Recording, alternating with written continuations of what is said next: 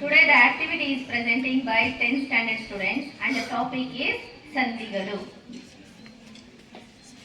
ಎಲ್ಲರಿಗೂ ಬೆಳಗಿನ ಶುಭೋದಯಗಳು. ನನ್ನ ಹೆಸರು ರಜಿಯಾ. ನಾನು 10ನೇ ತರಗತಿಯಲ್ಲಿ ಓದುತ್ತಿದ್ದೇನೆ. ನನ್ನ ಶಾಲೆಯ ಹೆಸರು ಸೋಫಿಯಾ ಅರುಣ ಶಾಲೆ. ನನ್ನ ತಂಡದ ಹೆಸರು ರುಖಯ್ಯ, ಮುಸ್ಕಾನ್, ಖುರ್ರತ್, ಸುಮಯ್ಯ, ಅಜೀಜ್, ಮನೋಜ್. ನಮಗೆ ನೀಡಿರುವ ಚಟುವಟಿಕೆ ಸಂಧಿಗಳು. ಸಂಧಿಗಳಲ್ಲಿ ಎರಡು ಭೇದ. ಎರಡು ಅಕ್ಷರಗಳು ಕಾಲ ವಿಳಂಬವಿಲ್ಲದಂತೆ ಸೇರುವುದೇ ಸಂಧಿ. ಸಂಧಿಯಲ್ಲಿ ಎರಡು ಗುಂಪು, ಕನ್ನಡ ಸಂಧಿ ಮತ್ತು ಸಂಸ್ಕೃತ ಸಂಧಿ. ಸಂಧಿಯಲ್ಲಿ ಸ್ವರ ಸಂಧಿ ಮತ್ತು ವ್ಯಂಜನ ಸಂಧಿ ಎರಡೂ ನೀಡಿದೆ.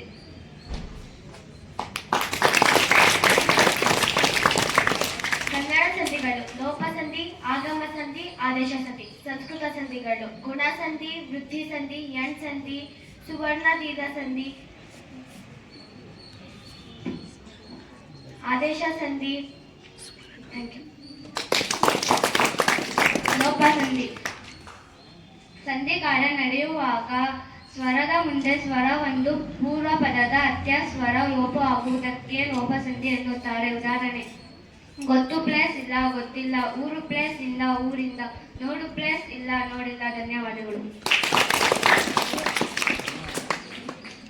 ಆಗಮ ಸಂಧಿ. ಇರುವ ಅಕ್ಷರಗಳ ಜೊತೆಯಲ್ಲಿ ಹೊಸದಾಗಿ ಯ ಅಥವಾ ವ ಅಕ್ಷರ ಬಂದರೆ ಅದನ್ನು ಆಗಮ ಸಂಧಿ ಎನ್ನುತ್ತಾರೆ.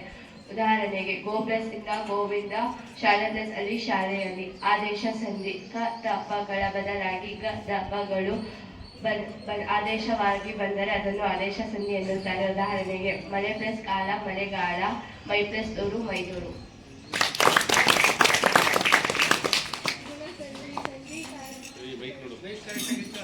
ಗುಣ ಸಂಧಿ. ಸಂಧಿ ಕಾರ್ಯ ನಡೆಯುವಾಗ ಆ ಕಾರಗಳಿಗೆ ಈ ಕಾರವು ಪರವಾದರೆ ಎ ಕಾರವು, ಆ ಕಾರಗಳಿಗೆ ಉ ಕಾರವು ಪರವಾದರೆ ಓ ಕಾರವು, ಆ ಕಾರಗಳಿಗೆ ಉ ಕಾರವು ಪರವಾದರೆ ಅರ್ ಕಾರವು. ಆದೇಶವಾದರೆ ಅದನ್ನು ಗುಣಸಂಧಿ ಎನ್ನುತ್ತಾರೆ. ಉದಾಹರಣೆ: ಮಹಾ ಪ್ಲೇಸ್ ಈಶ ಮಹೇಶ, ಸೂರ್ಯ ಪ್ಲೇಸ್ ಉದಯ ಸೂರ್ಯೋದಯ, ಮಹಾ ಪ್ಲೇಸ್ ಋಷಿ ಮಹರ್ಷಿ. ಸವರ್ಣ ದೀರ್ಘ ಸಂಧಿ. ಸಂಧಿ ಕಾರ್ಯ ನಡೆಯುವಾಗ ಸವರ್ಣ ಸ್ವರವು ಒಂದರ ಮುಂದೆ ಒಂದು ಬಂದಾಗ ಅವೆರಡರ ಸ್ಥಾನದಲ್ಲಿ ಅದೇ ಜಾತಿಯ ದೀರ್ಘ ಸ್ವರವು ಆದೇಶವಾದರೆ ಸವರ್ಣ ದೀರ್ಘ ಸಂಧಿ ಎನ್ನುತ್ತೇವೆ. ಉದಾಹರಣೆ: ಮಹಾ ಪ್ಲಸ್ ಆತ್ಮ ಮಹಾತ್ಮ, ದೇವ ಪ್ಲಸ್ ಆಲಯ ದೇವಾಲಯ, ಸತಿ ಪ್ಲಸ್ ಈಶಾ ಸತೀಶ. ಧನ್ಯವಾದಗಳು. ವೃದ್ಧಿ ಸಂಧಿ. ಸಂಧಿ ಕಾರ್ಯ ನಡೆಯುವಾಗ ಆ ಕಾರವು ಎ ಐಕಾರವು ಪರವಾದರೆ ಅವೆರಡರ ಸ್ಥಾನದಲ್ಲಿ ಐಕಾರವು ಓ ಔಕಾರವು ಪರವಾದರೆ ಔಕಾರವು ಆದೇಶವಾಗಿ ಬಂದರೆ ವೃದ್ಧಿ ಸಂಧಿ ಎನ್ನುತ್ತಾರೆ. ಉದಾಹರಣೆಗೆ: ಅಷ್ಟ ಪ್ಲಸ್ ಐಶ್ವರ್ಯ ಅಷ್ಟೈಶ್ವರ್ಯ, ವನ ಪ್ಲಸ್ ಔಷಧ ವನೌಷಧ. ಧನ್ಯವಾದಗಳು.